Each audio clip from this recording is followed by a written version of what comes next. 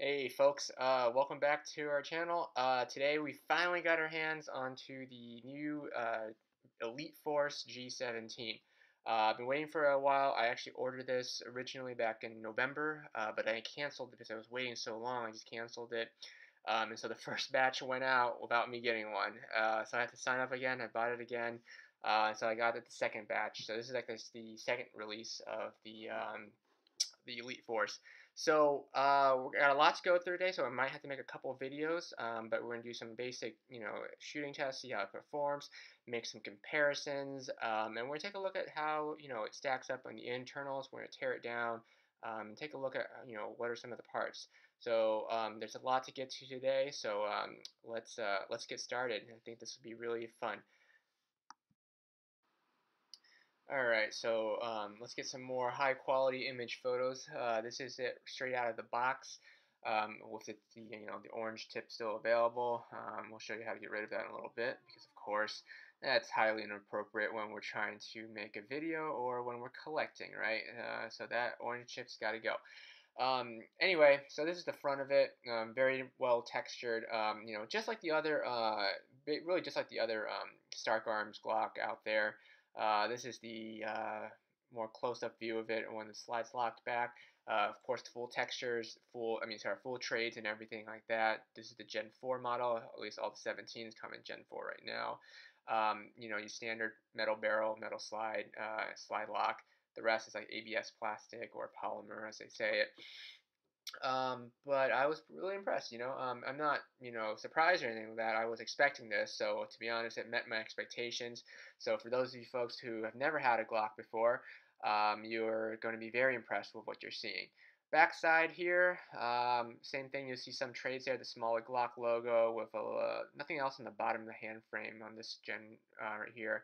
And then, of course, the little officially licensed Glock logo, which I'm not really a huge fan of. I'd rather have it say I'll show the other videos of what it really should say. But overall, pretty nice looking in terms of appearance straight out of the box. And I agree with everyone else who said so. Once you break off the tip of the orange tip, there will be some plastic left inside the inner barrel, so you can just take a lighter and melt it, and so it's soft enough for me to pull it out, like in this video here, in which you'll see an inner barrel being revealed. This is actually a close-up image of the outer barrel. You'll notice that it's a little bit thinner on the outside because there are room for put in there for threads.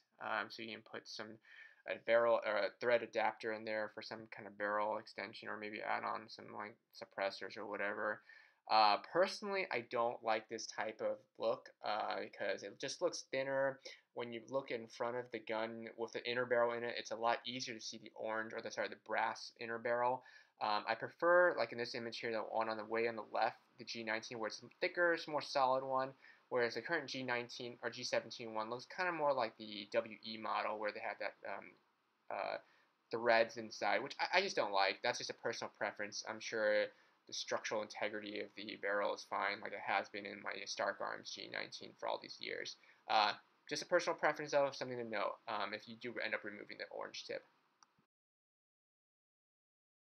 Of course, once you get rid of the orange tip, it finally looks like this. A lot nicer looking and more photo worthy for a review. Overall, still a really good looking piece, despite what I just said about my opinion on that barrel right there. But it looks really nice. I think it's a really solid collector's item. However, let's take a look at some of the issues, though, with this. So you'll notice here, in this next image, there are some grooves. I've outlined them in red here. So if you go back to a little bit, you can see those grooves yourselves. But they're like leftover grooves or traces from it looks like the injection mold. So you can see the little outline right there. Of course, this is a Gen 4, so I don't know if the Gen 4s all have this. When I looked at Gen 3, the Stark Arms didn't have it. When I looked at I'll bring up an image of the WE Gen 4, comparing apples to apples, and that doesn't have it.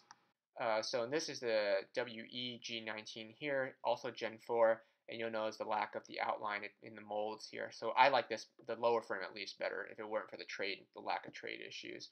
I'm not sure if the Elite Force G19 has this or not, or is it just unique to the G17, but that's something I've noticed, and I'm not really a huge fan of that. But a minor detail, but just something to point out.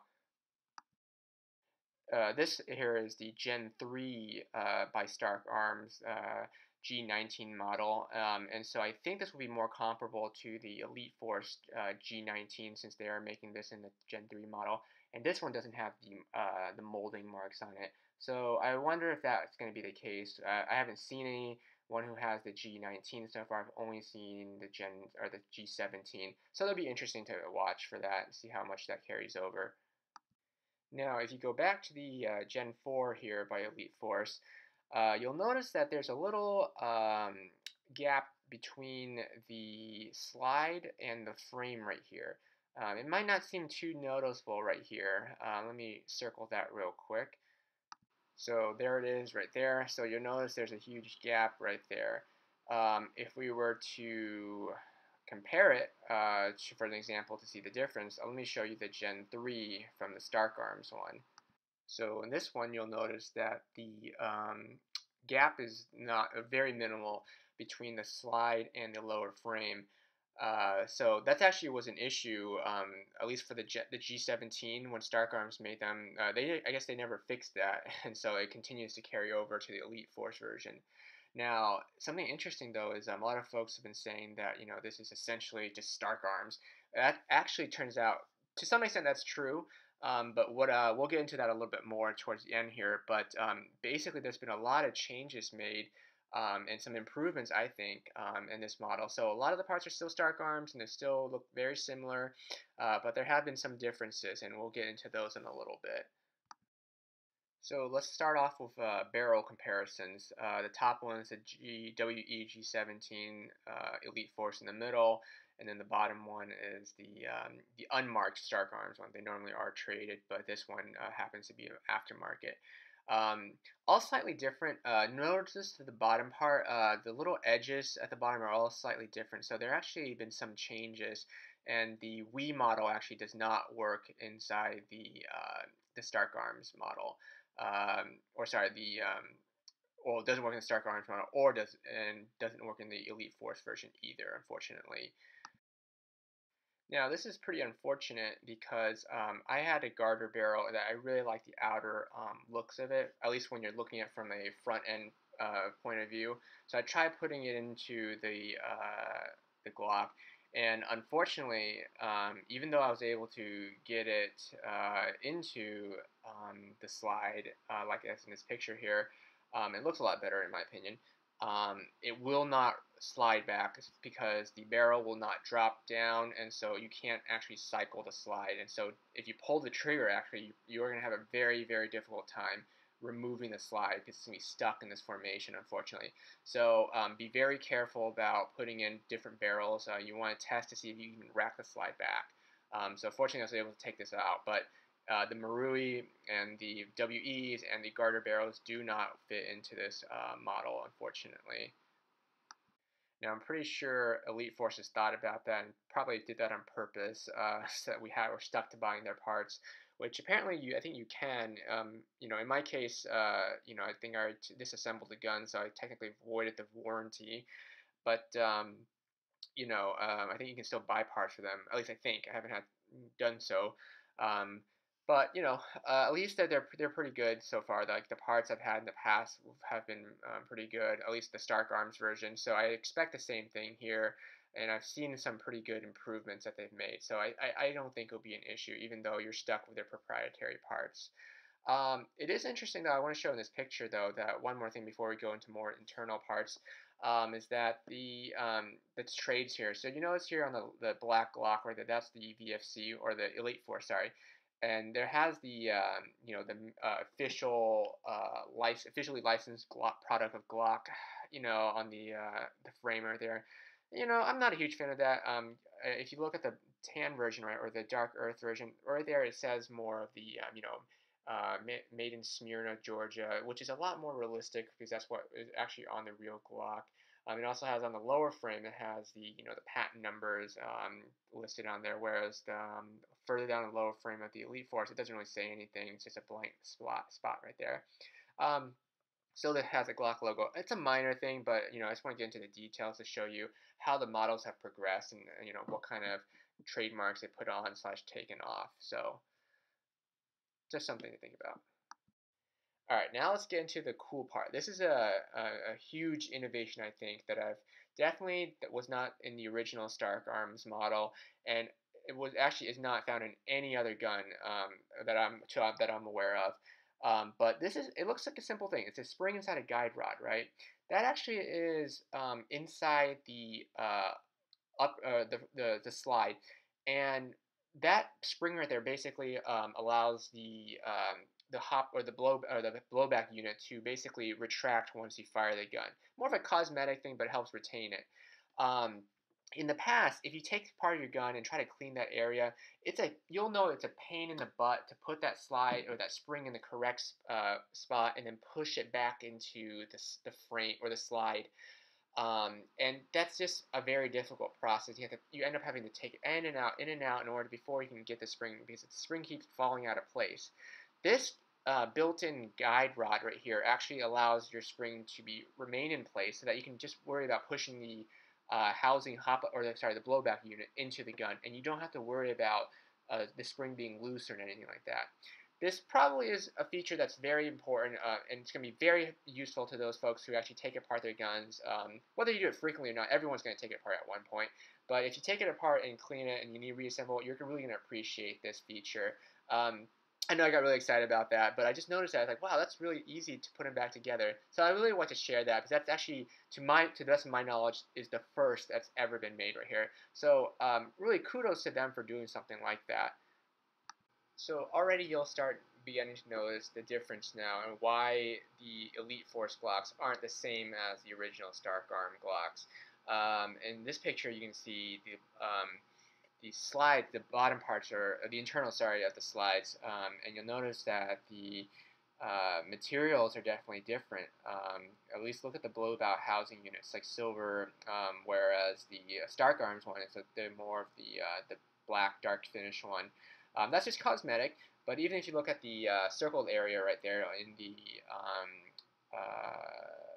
Elite Force version and compare that to the Stark Arms, there's a little bit difference there because there's no full auto function up there, so the setup has changed a little bit. Whereas in the G19 from the Stark Arms, it has that full auto switch that you can switch between semi and auto. Of course, that's going to be very different from the G19 model from WE as well as the Marui models. So already that just gives you a comparison of some of the basic difference of the upper and lower slide, or sorry, just the slides. Here you'll see a photo of the blowback housing unit. This is what this looks like. I'm not really comparing to anything else. It just shows you it looks different, but I wanted to show you more of an up-close picture of what it looks like. So it looks like it's for some pretty high quality stuff right here. I don't really know what kind of material it is. Maybe aluminum, I guess. But it looks pretty solid and definitely looks a lot different from what we're used to seeing in terms of the structure, especially compared to the WE models. Here's just another video or another angle of the front end of the blowback housing unit. And again, I might have misspoke last time, but when I say the spring is actually meant to pull the nozzle, the blowback nozzle, not the housing unit. The housing unit is what you're looking at right now. That stays in place. It's the nozzle that needs to be pulled back. But yeah, they look really nice, and I like the quality of it. So they did a really good job here. This here is a comparison of the Stark Arms loading nozzle with the Elite Force nozzle on the right. As you can tell, they're totally different, so you're not really going to be able to interchange them, and definitely going to be dramatically different from the Maruis or the WEs, so they're really proprietary, so you're not going to be able to use these loading nozzles at all, unfortunately. Here's just another angle of the two. Again, this is the one on the left is the Stark Arms for the G19 and 17 model, whereas the one on the right is the Elite Force. You don't see as a dramatic as a difference in this image, but just trust me, they are definitely different.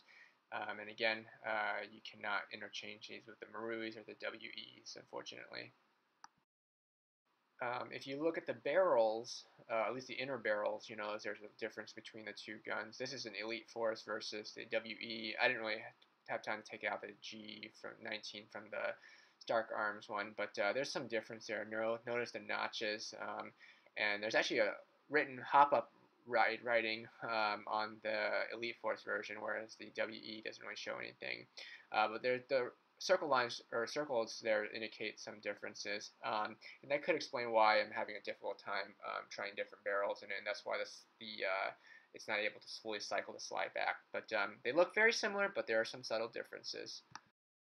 All right, so now we're gonna get some even more differences here. This is the hammer housing unit here with the different models put across here next to each other. And we'll go into the big differences between them or among them and point out some of the more obvious things. So for one thing right here in that circled area, you'll see that this part here is absent from all the other models because this is the Stark Arm version has this part is used for the full auto function. None of the other guns can go full auto, so they won't have that part present. You'll also notice that there are some bulges in this hammer unit right here, housing unit. There's kind of the same between the Stark Arms and the VFC, or sorry, the Elite Force version, but that's also that's actually missing from the WE version right there, and same thing with the Marui. I'm not sure how that plays in terms of parts compatibility, but that is a difference to point out there. Parts-wise, otherwise appear to be the same. The parts that appear to be silver-looking are silver in the VFC, or I keep saying VFC, are silver in the Elite Force and silver in the Stark Arms model. They're both, let me show you the big difference here though, where it actually might matter. So look at this part here. So this here is the WE model. That doesn't really matter. Internally, they're all pretty much the same for the WEs. Same with the Maruis. But what you're looking at there is that little circular metal part. That's the roller where once you shoot the gun, the slide will cycle and it'll hit that part. And that part is actually slightly different though when you compare it to the Elite Force. So let me show you here. So in the Elite Force version, the roller is actually not circular. It looks more like the little triangular Star Trek symbol right there.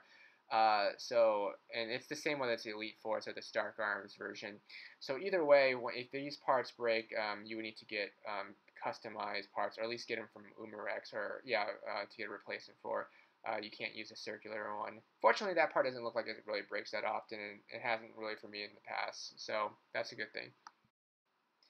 As far as the spring guides goes, this is what it comes down to, and they're really springs. There's really nothing really much to it. They're designed slightly differently, but they perform the same function.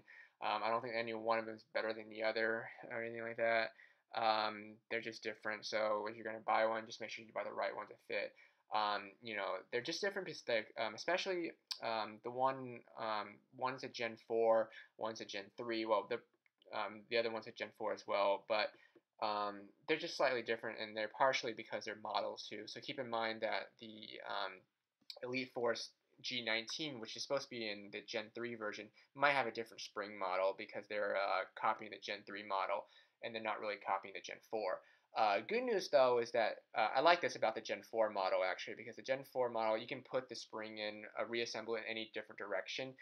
You don't have to worry about aligning it in the correct fashion or anything like that. This is just one circle, whereas the other one you have to worry more about putting in the right direction. But that's not really an issue of the gun itself. It's just if you're going to copy a certain design, that's inherent to the design, so you really can't change that too much. But I just want to show you there. Again, it's not a huge deal what spring you have or anything like that. That's just the way they come, so there's really no difference in trade-offs or benefits. On the right-hand side, you'll see the standard bag that will come with the gun, about 3 little O-rings. I think they go into the fill valve to cover, to prevent the gases from coming out. This is actually the case with the O-rings on the left. I've happened to have found the dimensions for the fill valve since I bought a bunch of those. But it looks like the dimensions have changed quite a bit, so I'm not sure if the old O-rings will even work now with the new ones since they clearly look like they're different. Again, I'm not sure if those are where those spare O-rings are supposed to go, but I most likely think that's the only place they can go. So let me show you a picture of what I'm talking about. So as you see right here in the very center of that fill valve, there's a little black ring right there. That's where usually the O-ring goes, and it stays there so when you fill the gas and you pull out the gas, it doesn't shoot out all over the place to some extent. So having that there really stops that. Of course, over time, sometimes eventually that the O-ring will pop out and you'll lose it, so you have to replace it. So I think that's what it's for. Unfortunately, I don't know what the new dimensions are, so we'll have to see what we can do about that. Alrighty, so magazines. Awesome that it has that Glock logo and the plate at the bottom right there, and you just slide it open in order to reveal the gas magazine. But just like everyone has said so far in the reviews, they are extremely difficult to move in or move out.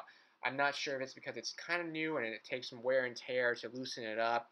I vaguely remember some of the Glocks I had before the Stark Arms model with their magazines. It was a little bit difficult at first, but it never was to this extent, though, from what I can remember. This is actually a little bit different. It's definitely possible, but it's very, very stiff. It might need some breaking into.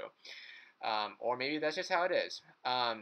In fact, it got pretty bad, and so bad to the point where, because I'm doing a lot of these tests, these shooting tests where I need to fill in the gas, I actually decided to take out one of my old Stark Arms model that didn't have the trades on it, and put in the base plates that actually had the hole in it, so that I can actually easily access the fill valve and fill it for my shooting tests. But obviously this one has a logo because it's cut out right there. But again, it's kind of a problem, I think. And if you're gonna shell out 180 bucks or whatever with shipping and everything for this gun, I kind of expect this to not be an issue. But I guess it's better to have it too tight than too loose. But that is something to think about with this gun. And especially at $45 for a spare mag, they had better fix this problem going forward. That being said, trades I just want to show again. This is the back side of it. Looks pretty solid. I love it. The little mock bullet counts, and of course the Glock and the Austria logo right there. So that's pretty cool still. I do want to show you a brief comparison between this model and the older Stark Arms model, because they've actually have changed the paint color scheme. Actually, you'll notice here on the left is the Elite Force one compared to the right one is the Stark Arms magazine. And actually, this is actually a brand new one, so it's not shiny or because it's oily or anything. It's actually brand new. I've never really used this. And you notice that the Elite Force they've gone with a lot duller, more matted finish actually compared to the original Stark Arms one. I didn't put a WE mag next to it, but the WE one looks like it's like gloss, like high gloss or something like that. So I really like this actually new one. It looks a lot more realistic, I guess. So that's actually a point in their favor. I do like that. There is another difference, by the way, between the Stark Arms and the Elite Force. Notice what I'm pointing at. There's an extra pin there in the Elite Force. I don't know if that makes it more secure or something. I don't know, but I guess it would. But there is an extra pin, whereas in the Stark Arms mag, there's only one pin on the top. Let's go into real quick about how these mags actually perform and compatibility real quick, because that's really important. Alright, so now we've loaded up this magazine with the some BBs. This is the WE duster only gas mag here. Remember, the old Stark Arms Glock, they did not take the WE mags. They would not really fit. Some of them may if you jam it in there, and they really didn't perform very well. So let's see if this actually is able to perform, because we've been seeing some videos where the WE mags were able to fit for the most part. The TM one, possibly some issues there, but let's take a look here. So first of all, it fits very nicely, although doesn't drop out. The mag does not drop out. You kind of have to press and pull the mag out. Whereas with the stock mag that came with it, it'll freely drop out of the gun. That same thing goes for the plastic WE mags as well. It fits, but it's definitely not going to drop out. And this is a very light mag too, so it's definitely not going to drop out. You have to really pull it out. This is the metal Stark Arms magazine, which is a little bit different actually than the one that came with the VFC, or the Elite Force mag. So this is your old Stark Arms mag. Very similar though, but this one also fits very nicely and drops out nicely too. So these for the most part are very much compatible. The WE ones, which I'm sure a lot of you folks will be able to think of getting because, you know, considering these are like $45 a pop, which is a total ripoff, I think. You know, good thing is at least this will fit. So, and these are like, what, 25. So it's pretty good though. When I'm shooting this is actually with Duster gas, and it performs pretty well. Of course, you know, it's Duster, so with Duster, it shoots around like on average about 240 to 230, so it's kind of at its peak. And so, oh, sorry, its peak is at 250, but on average, you can probably expect 230 to 240 on with a full fill. With a propane, like in this video right here that I'm shooting here, we're getting about 310 through to about, let's say on average about 310 to 315 on its max, or when it's kind of its full, and that's a pretty good average I've gotten several times there. There actually is a difference though between the WE mags and the Elite Force mags.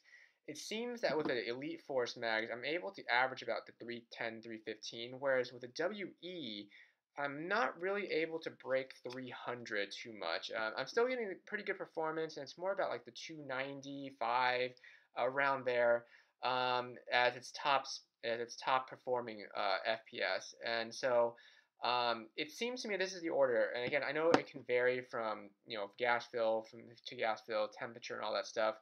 But it seems that the Elite Force magazine is able to crank about 315, whereas the Stark Arms mag is slightly different. It's a little bit lower, more about like 310 to maybe even lower, maybe about 305 to 300.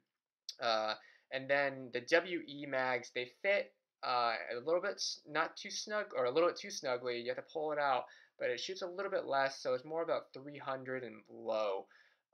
So that seems to be the performance status. So I wouldn't say that, you know, the WEs are worse off. Some folks have said that it's higher, but from what I can test, they are just not as effective, or they're not as high performing as the Elite Force ones. So that's just my analysis so far from my chronographs, so what I can see so far.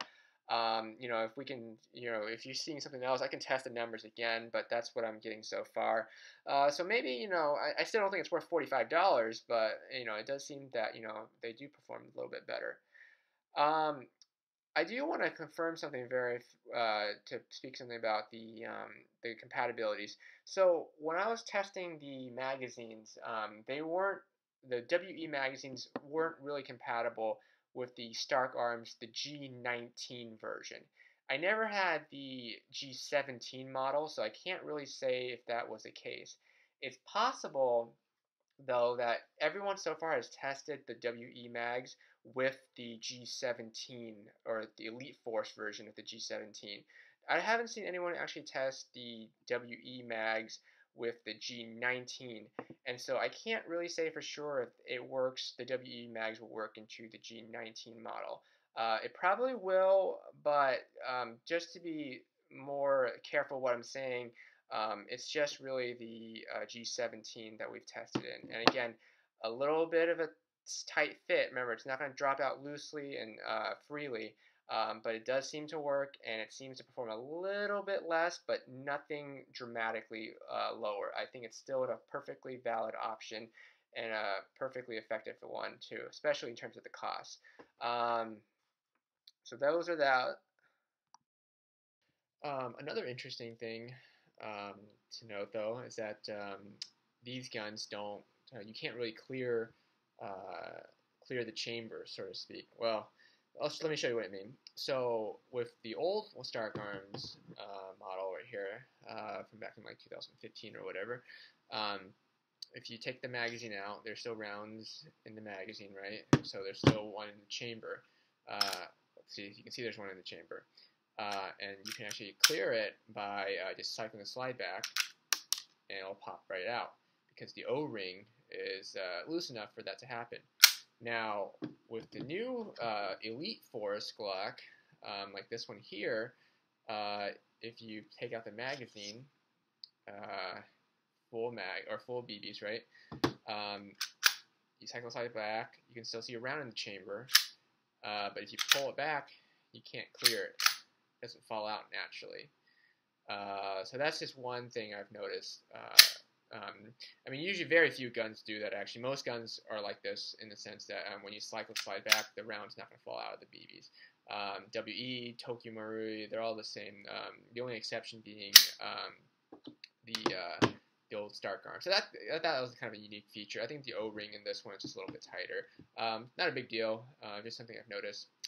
The other thing is that they do have unique serial numbers. I'll just show you mine right here if you want. It's not going to make a difference. It's, they're not registered or anything like that.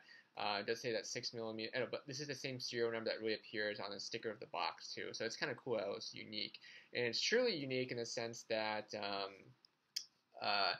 because in the past, you'll see some numbers in the past, serial numbers here, and they're unique in the sense that to this model. So like the G17 will have that serial number, while the G19 will have like a different serial number right here. But they're not unique in the sense that every Glock is going to have 19 of that model is going to have that number.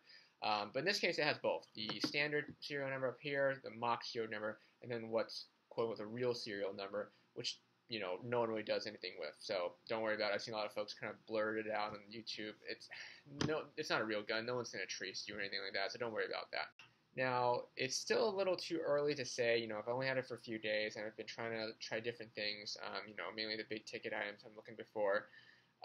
So I have noticed that when you're field stripping it, they've made some improvements. So it's not as difficult as, still not the easiest, but it's still not it's not as bad in terms of field stripping as compared to the original Stark arms. So that's a good thing. You're not worried that you're gonna push it too hard and break it. So it slides off a little bit more smoothly.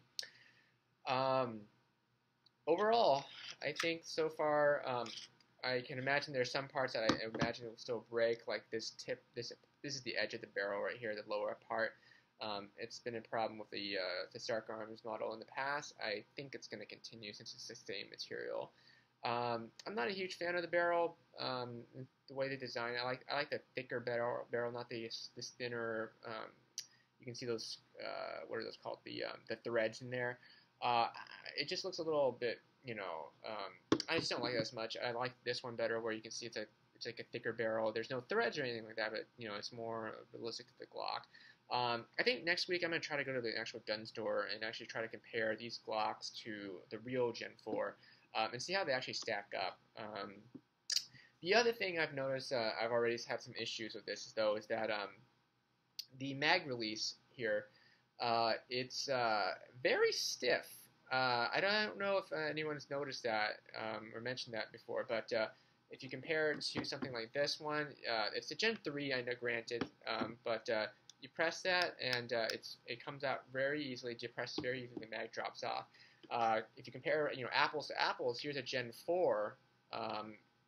It's a WE Gen 4, but this magazine button, it clicks in very easily and the mag drops out. In fact, this actually clicks in a little bit too easily because I hold my guns left-handed, and so I tend to, when I run around, I tend to get bumped.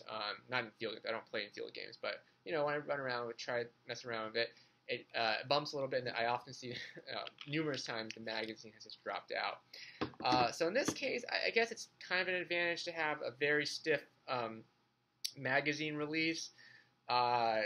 I guess, but it is a lot stiffer, so I haven't had that issue or anything like that, but that's just something I've noticed.